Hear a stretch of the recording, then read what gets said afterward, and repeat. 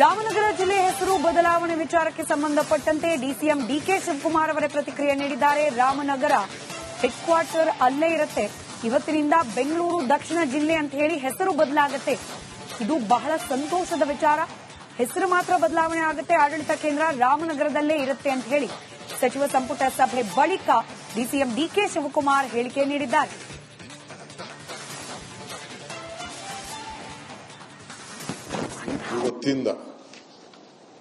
ಇವತ್ತಿಂದ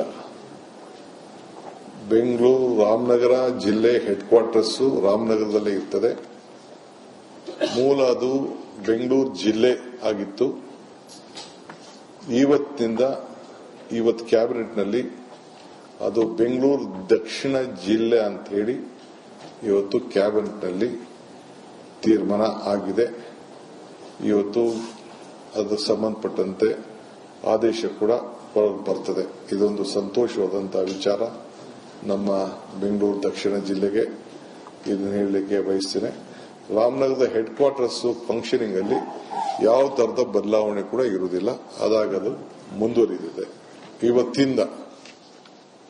ಇವತ್ತಿಂದ ರಾಜಕೀಯ ವಾಕ್ಸಮರಕ್ಕೆ ಕಾರಣವಾಗಿದ್ದ ವಿಚಾರ ಡಿಕೆ ಶಿವಕುಮಾರ್ ಅವರ ಘೋಷಣೆ. ರಾಮನಗರದಲ್ಲೇ ನಿಂತು ರಾಮನಗರವನ್ನ ಬೆಂಗಳೂರಿನ ವ್ಯಾಪ್ತಿಗೆ ಸೇರಿಸಿ ಬೆಂಗಳೂರು ದಕ್ಷಿಣ ಅಂತ ಹೇಳಿ ಮರುನಾಮಕರಣ ಮಾಡಬೇಕು ಅಂತ ಹೇಳಿ ಡಿಕೆ ಶಿವಕುಮಾರ್ ಅವರು ಕಳೆದ ಕೆಲ ತಿಂಗಳ ಹಿಂದೆ ನೀಡಿದ್ದ ಹೇಳಿಕೆ. ಕಾಂಗ್ರೆಸ್ ಹಾಗೆ ಜೆಡಿಎಸ್ ಅದರಲ್ಲೂ ನೇರವಾಗಿ ಕುಮಾರಸ್ವಾಮಿ ವರ್ಸಸ್ ಡಿಕೆ ಶಿವಕುಮಾರ್ ಅನ್ನೋ ರೀತಿಯ ಫೈಟ್ಗೆ ವೇದಿಕೆಯಾಗಿತ್ತು. ಇದೀಗ ಹಿಡಿದ ಛಲವನ್ನ ಈಡೇರಿಸಿಕೊಳ್ಳುವಲ್ಲಿ ಡಿಕೆ ಶಿವಕುಮಾರ್ ಅವರು ಯಶಸ್ವಿಯಾಗಿದ್ದಾರೆ. ರಾಮನಗರದ ಹೆಸರನ್ನ ಬದಲಾವಣೆ ಮಾಡುವ ನಿರ್ಧಾರಕ್ಕೆ ಇವತ್ತು ನಡೆದ ಸಚಿವ ಸಂಪುಟ ಸಭೆ ಅಸ್ತು ಎಂದಿದೆ. ಆಡಳಿತಾತ್ಮಕವಾಗಿ ಕೆಲ ಬದಲಾವಣೆಗಳು ಆಗೋದಿಲ್ಲ ಸದ್ಯಕ್ಕೆ. ಎಲ್ಲ ಚಟುವಟಿಕೆಗಳು ಕೂಡ ರಾಮನಗರ ಹೆಡ್ ಕ್ವಾರ್ಟರ್ಸ್ ಅಲ್ಲಿಂದಲೇ ನಡೆಯುತ್ತೆ. ಆದರೆ ಹೆಸರು ಸದ್ಯದಲ್ಲಿ ಬದಲಾಗಿದೆ ಅನ್ನೋದನ್ನ ತಿಳಿಸಿದ್ದಾರೆ ಡಿಕೆ ಶಿವಕುಮಾರ್. ಇವತ್ತು ನೋಟಿಫಿಕೇಶನ್ ಆಗ್ತದೆ. ಹಾಕಿದ ಮೇಲೆ ಎಲ್ಲ ಆಗ್ತದೆ. ಕಾಸ್ಟಿಂಗ್ಸ್ ಏನಾಗಲ್ಲ. There will be no financial implication on that. It is ನಮ್ದು ಮೊದಲು ಬೆಂಗಳೂರು ಜಿಲ್ಲೆ ಇತ್ತು. ಈಗ ಬೆಂಗಳೂರು ಗ್ರಾಮಾಂತರ ಕನಕಪುರ ಕ್ಷೇತ್ರ ಇತ್ತು. ಯಾಕೆ ಕನಕಪುರ ಕ್ಷೇತ್ರನ ಬೆಂಗಳೂರು ಜಿಲ್ಲೆ ಅಂತ ನಾವು ಮಾಡ್ದು, ಗ್ರಾಮಾಂತರ ಅಂತ ಮಾಡ್ದು. ಸೊ ಈ ಕಡೆ ನಾನು ಹಿಂದೆ ಬೆಂಗಳೂರು ಗ್ರಾಮಾಂತರ ಜಿಲ್ಲಾ ಪಂಚಾಯತಿ ಅಧ್ಯಕ್ಷನಾಗಿದ್ದೆ, ಇದು ಸದಸ್ಯನಾಗಿದ್ದೆ. ಯೂತ್ ಕಾಂಗ್ರೆಸ್ ಬೆಂಗಳೂರು ಗ್ರಾಮಾಂತರ ಪ್ರೆಸಿಡೆಂಟ್ ಆಗಿದೆ. ಫಸ್ಟ್ ಬೆಂಗಳೂರು ಸಿಟಿ, ಬೆಂಗಳೂರು ಗ್ರಾಮಾಂತರ ಇವೆಲ್ಲ ಬೆಂಗಳೂರು ಜಿಲ್ಲೆಗೆ ಸೇರಿದವ್ರೆ. ಒಂದ್ ಕಡೆ ಹೊಸಕೋಟೆಯಿಂದ ಹಿಡಿದು ದೇವನಹಳ್ಳಿಯಿಂದ ದೊಡ್ಡಬಳ್ಳಾಪುರ, ಚನ್ನಪಟ್ಟಣ, ರಾಮನಗರ, ಮಾಗಡಿ ಇವೆಲ್ಲ ಕೂಡ ಕನಕಪುರ ಇವೆಲ್ಲ ಸೇರಿ ಬೆಂಗಳೂರು ಜಿಲ್ಲೆಗೆ ಸೇರಿದೆ. ಆ ಹೆಸರನ್ನ ಉಳಿಸ್ಕೊಳ್ಳುವಂತ ಕೆಲಸವನ್ನ ನಾವು ಮಾಡ್ತಾ ಇದ್ದೀವಿ. ಬಹಳ ಇಡೀ ಜಗತ್ತಿನಲ್ಲೇ ಈ ಭಾಗ ಅಭಿವೃದ್ಧಿ ಆಗ್ತಾ ಇದೆ ದಕ್ಷಿಣಕ್ಕೆ. ಸೊ ಅದಕ್ಕೆ ಬೆಂಗಳೂರು ದಕ್ಷಿಣ ಜಿಲ್ಲೆ ಅಂತೇಳಿ ಇವತ್ತು ಕ್ಯಾಬಿನೆಟ್ ಅಲ್ಲಿ ಎಲ್ಲ ಕಾನೂನು ಚೌಕಟ್ಟನ್ನು ಗಮನದಲ್ಲಿಟ್ಟುಕೊಂಡು ತೀರ್ಮಾನವನ್ನು ಮಾಡಿದ್ದೇವೆ. ಏನಿಲ್ಲ, ಅದು ಸೆಂಟರ್ಗೆ ಏನು ಪವರ್ಸ್ ಏನಿರಲಿಲ್ಲ. ಸೆಂಟರ್ಗೆ ಒಂದು ಮ್ಯಾಂಡೇಟರಿ ಅವ್ರಿಗೆ ತಿಳಿಸಬೇಕು ಅಂತಿತ್ತು ಅಷ್ಟೇ. ಅದು ಸ್ವಲ್ಪ ಪಾಲಿಟಿಕ್ಸ್ ಕೆಲವೇನೋ ಒಂದು ಪ್ರಯತ್ನ ಮಾಡಿದ್ರು. ಡೀಟೇಲ್ಸ್ ನೊಂದಿಗೆ ನನ್ನ ಕಲೀಗ ಅಭಿಷೇಕ್ ನೇರ ಸಂಪರ್ಕದಲ್ಲಿದ್ದಾರೆ. ಅಭಿಷೇಕ್, ಅಂತೂ ಡಿಕೆ ಶಿವಕುಮಾರ್ ಅವರ ಹಠ ಗೆದ್ದಿದೆ. ಈ ಘೋಷಣೆ ಹೊರಡಿಸಿದ ದಿನವೇ ಜೆಡಿಎಸ್ ಅದರಲ್ಲೂ ನೇರವಾಗಿ ಕುಮಾರಸ್ವಾಮಿ ಹಾಗೆ ಡಿಕೆ ಶಿವಕುಮಾರ್ ಅವರ ನಡುವೆ ವಾಕ್ಸಮರ ತಾರಕಕ್ಕೇರಿತ್ತು. ಆದರೆ ಡಿಕೆ ಶಿವಕುಮಾರ್ ಅವರು ಹಿಡಿದ ಹಠವನ್ನು ಸಾಧಿಸಿದ್ದಾರೆ ರಾಮನಗರದ ಹೆಸರು ಬದಲಾವಣೆಯ ಮೂಲಕ.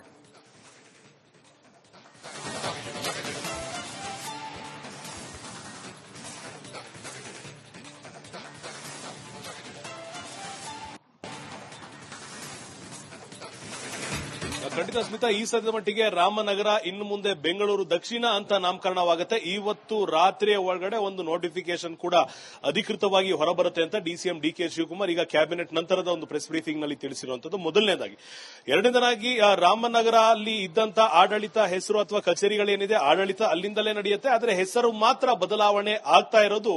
ಈ ಹೆಸರು ಬದಲಾವಣೆಗೆ ಯಾವುದೇ ರೀತಿಯಾದಂತಹ ಖರ್ಚು ವೆಚ್ಚ ಆಗೋದಿಲ್ಲ. ಆ ಕಾರಣದಿಂದ ಇದನ್ನ ಇಡೀ ಕ್ಯಾಬಿನೆಟ್ ನಲ್ಲಿ ಒಪ್ಪಿಗೆಯನ್ನ ಪಡೆದು ಇದಾದ ನಂತರ ಆ ಒಂದು ಮರುನಾಮಕರಣಕ್ಕೆ ಈಗ ಸಿದ್ಧತೆಯನ್ನು ಮಾಡಿಕೊಂಡಿದ್ದೇವೆ ಅಂತ ತಿಳಿಸಿರುವಂತದ್ದು. ಆದ್ರೆ ಪರೋಕ್ಷವಾಗಿ ಈ ಒಂದು ಹೆಸರನ್ನ ಬದಲಾಯಿಸೋದು ರಿಯಲ್ ಎಸ್ಟೇಟ್ ಕಾರಣದಿಂದಾಗಿ, ಅಲ್ಲಿನ ರಿಯಲ್ ಎಸ್ಟೇಟ್ ರೇಟ್ಗಳನ್ನ ಬೂಮ್ ಮಾಡಬೇಕು ಅನ್ನೋ ಕಾರಣದಿಂದಾಗಿ ಡಿಸಿಎಂ ಡಿಕೆ ಶಿವಕುಮಾರ್ ಮಾಡ್ತಿದ್ದಾರಂತ ಈ ಹಿಂದೆ ಏನು ಕುಮಾರಸ್ವಾಮಿ ಆರೋಪ ಮಾಡಿದ್ರು, ಅದಕ್ಕೆ ಈಗ ಪ್ರತ್ಯುತ್ತರವಾಗಿ ಆ ಹೆಸರನ್ನ ಬದಲಾವಣೆ ಮಾಡುವ ಮುಖಾಂತರ ಒಂದು ನೇರವಾದ ಸಂದೇಶವನ್ನ ಕೊಟ್ಟಿದ್ದಾರೆ. ನೀವು ಏನೇ ಮಾತಾಡಿದ್ರು ಕೂಡ ನಾನು ನಿಮಗಿಂತ ಬಲಶಾಲಿಯಾಗಿದ್ದೇನೆ, ನಮ್ಮ ಸರ್ಕಾರ ನಾವು ಅಂದ್ಕೊಂಡಿದ್ದನ್ನ ಮಾಡ್ತೇವೆ ಅನ್ನೋ ಒಂದು ರೀತಿಯಂತ ಒಂದು ಸೂಚನೆಯನ್ನ ಅಥವಾ ಒಂದು ಸಂದೇಶವನ್ನ ಈ ಸದ್ಯ ಮಟ್ಟಿಗೆ ಕೊಟ್ಟಿರುವಂತದ್ದು. ಆದ್ರೆ ಖಂಡಿತವಾಗಿಯೂ ಮುಂದಿನ ಬದಲಾವಣೆಗಳು ಯಾವ ರೀತಿ ಆಗುತ್ತೆ, ಕೇವಲ ಹೆಸರು ಬದಲಾವಣೆ ಆದ ನಂತರ ಒಂದಿಷ್ಟು ಸಮಸ್ಯೆಗಳು ಅಲ್ಲಿರುವಂತಹ ಜನರು ಎದುರಿಸಬೇಕಾಗತ್ತೆ. ಆ ಒಂದು ಕಾರಣಗಳನ್ನ ಅಥವಾ ಆ ಒಂದು ಸಮಸ್ಯೆಗಳನ್ನ ಯಾವ ರೀತಿ ಅಂದ್ರೆ ರೆಡಿ ಮಾಡಿಕೊಡ್ತಾರೆ, ಜನರಿಗೆ ಅಡ್ರೆಸ್ ವೆರಿಫಿಕೇಶನ್ ಇರಬಹುದು, ಬದಲಾವಣೆ ಇರಬಹುದು, ಇದನ್ನ ಯಾವ ರೀತಿ ಸರ್ಕಾರ ಮಾಡುತ್ತೆ ಅನ್ನೋದು ಈಗ ಸರ್ಕಾರದ ಮುಂದೆ ಇರುವಂತಹ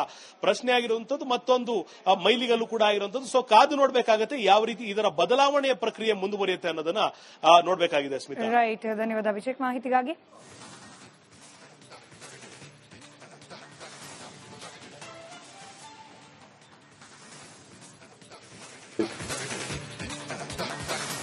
ರಾಮನಗರ ಜಿಲ್ಲೆ ಹೆಸರು ಬದಲಾವಣೆ ವಿಚಾರಕ್ಕೆ ಸಂಬಂಧಪಟ್ಟಂತೆ ಡಿಸಿಎಂ ಡಿಕೆ ಶಿವಕುಮಾರ್ ಅವರ ಪ್ರತಿಕ್ರಿಯೆ ನೀಡಿದ್ದಾರೆ. ರಾಮನಗರ ಹೆಡ್ ಕ್ವಾರ್ಟರ್ ಅಲ್ಲೇ ಇರುತ್ತೆ, ಇವತ್ತಿನಿಂದ ಬೆಂಗಳೂರು ದಕ್ಷಿಣ ಜಿಲ್ಲೆ ಅಂತ ಹೇಳಿ ಹೆಸರು ಬದಲಾಗುತ್ತೆ. ಇದು ಬಹಳ ಸಂತೋಷದ ವಿಚಾರ. ಹೆಸರು ಮಾತ್ರ ಬದಲಾವಣೆ ಆಗುತ್ತೆ, ಆಡಳಿತ ಕೇಂದ್ರ ರಾಮನಗರದಲ್ಲೇ ಇರುತ್ತೆ ಅಂತ ಹೇಳಿ ಸಚಿವ ಸಂಪುಟ ಸಭೆ ಬಳಿಕ ಡಿಸಿಎಂ ಡಿಕೆ ಶಿವಕುಮಾರ್ ಹೇಳಿಕೆ ನೀಡಿದ್ದಾರೆ.